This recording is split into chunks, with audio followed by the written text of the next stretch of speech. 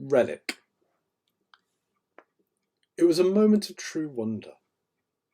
The sturdy chains creaked and the peering onlookers held their breath as the swaying crane tentatively eased the last remaining chunk of ancient detritus out of the archaeological pit. The patchwork of old stone and rubble wobbled like an uncertain octogenarian as it rose hesitantly into the expectant air before being gently lowered to the awaiting space at the side of the dig. The site supervisor barged his way to the front of the rubbernecking crowd. He was normally a quiet man, content to just chip away at the layers of accumulated dust and dirt that had covered civilization over the millennia of time. But today, he was having to raise his voice to be heard. "Back! Back, I say! Everyone back! Let me through!" A reporter tried to push a camera into the squat little man's face. The supervisor grabbed it by the lens and shoved hard, causing the intruder to swear loudly. He had no time for any of these frivolities. He had work to do. This was the greatest find of the century, and it needed cataloguing, preserving, and studying.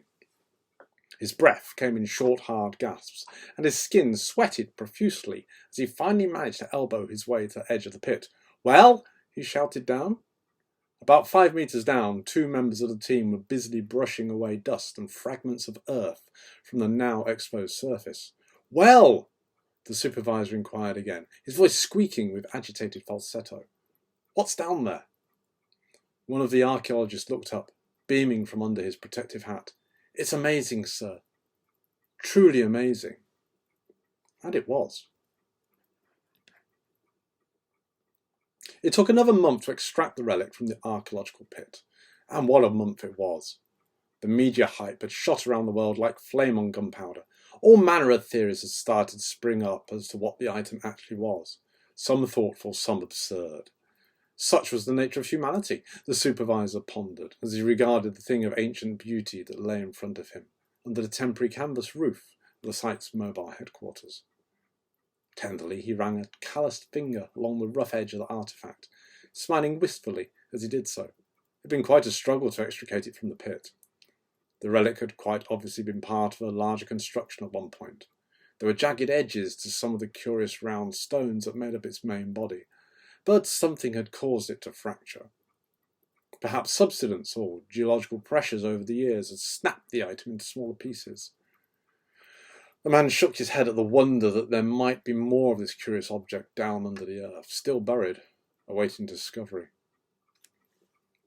His eyes travelled between the round interlocking lattice of stone that rose and fell like a vast range of hills, a rolling countryside.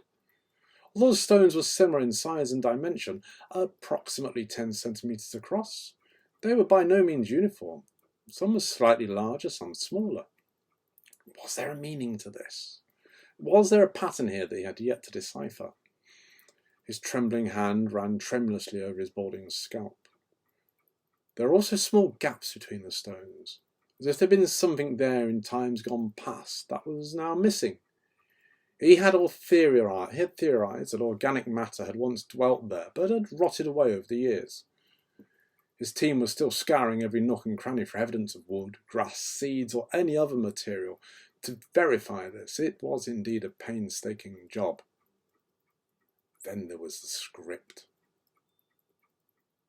There was not much of it, but it was clear and evident for all to see. This was what had caused the excitement on the day of the excavation. It was brilliant white and scrolled its way across 5 of the stones. Oh, it was causing a headache extraordinaire. There was no record of this writing form in any of the extensive databases through which the supervisor and his team had searched. They had routed through archive after archive, trying to match this scrolling penmanship, but there was nothing at all that was even a close match. It had been completely confounded. This was, to say the least, problematic. The powers that be had invested a huge amount of finance into this excavation, and they demanded results. They were sending specialists over this afternoon to examine the script. Apparently, political pressure was being applied to the backers of the project, and with times being what they were, that meant that someone's head could roll. Or worse. The supervisor regarded his timepiece. It was almost time for the so-called specialists to arrive. Would they be able to decipher the code? Or would they be just as stumped as he was? He was guessing the latter. and that worried him greatly.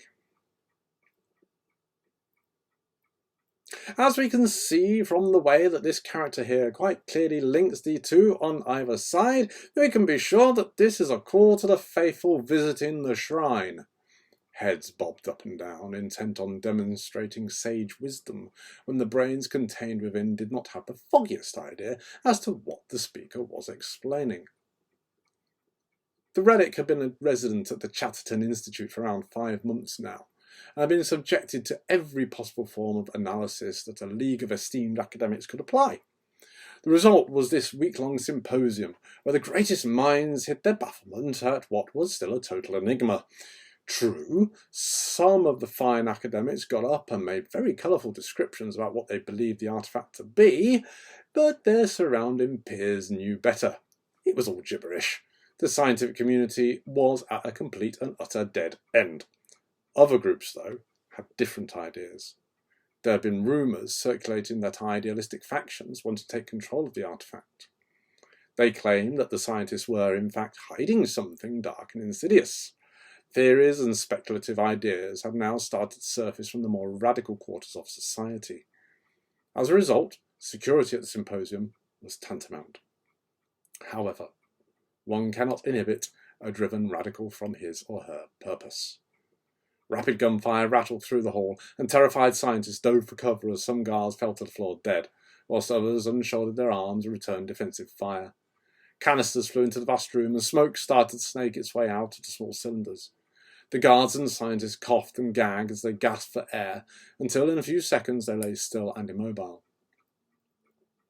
Masked figures stalked their way through the smoke, wary in case anyone was playing possum. The guns flicked left and right, nervously.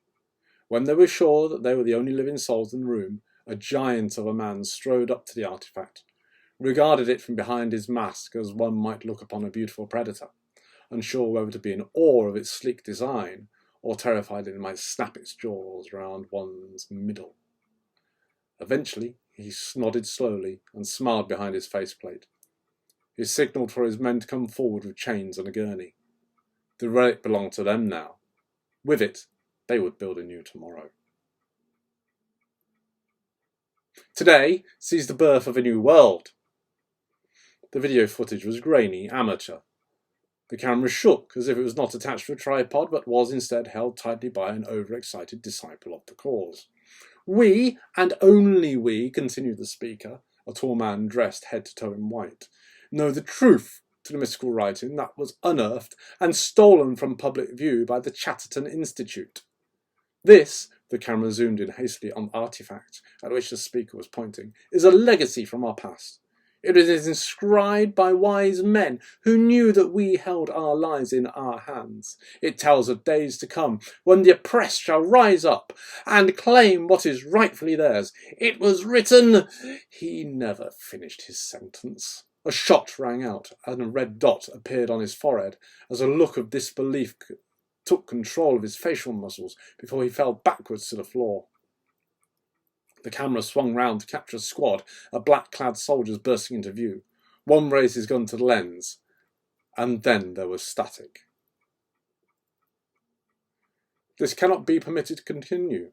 The voice was calm and clipped, but unbridled anger bubbled under the surface. No, sir. We must claim the Chatterton stones for ourselves, for our people. Yes, sir. From his luxurious seat behind his mammoth mahogany desk, the ruler of the most powerful country on the planet peered over steepled fingertips at his entourage of advisors. Advisors? They were anything but. They were just a bunch of fawning yes-men, bringing him cappuccinos, sorting his mail and agreeing with whatever he said. If he told them to go jump in the lake outside his office, then they would do so gladly with beatific smiles on their faces. And that was exactly what he wanted. There was no room for advice nowadays. What was needed was vision and action. And right now he was going to act. Is the task force ready? Yes, sir. He nodded. Then send them in. It's no good, sir. They've broken into the compound.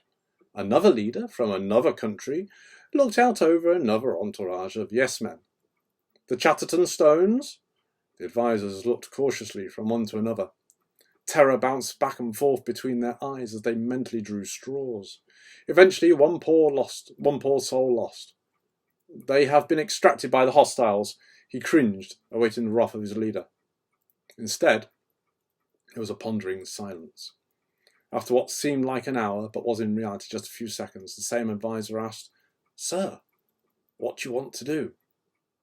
The leader sat back in his swivel chair and stared out of the window. From this high up, he could see most of the capital. Down there, men and women went to work. Children played, and innocents carried on with their everyday lives. Lives that would be ruined if his country's enemies cracked the code that was scrawled across the Chatterton stones. He could not let that happen. "Order a preemptive strike," he whispered, "and may God have mercy on our souls." Before the first missile struck, a reciprocating flotilla of devastation had been launched in the opposite direction. The fire of jet propulsion burned up into the fragile atmosphere and guided the rockets to their doomed targets. All hit with deadly precision. The Earth's atmosphere was set aglow with the impacts. Mushroom clouds billowed up to the stratosphere, scorching the ground, poisoning the air, and slaughtering millions in a matter of minutes. There are inevitable repercussions.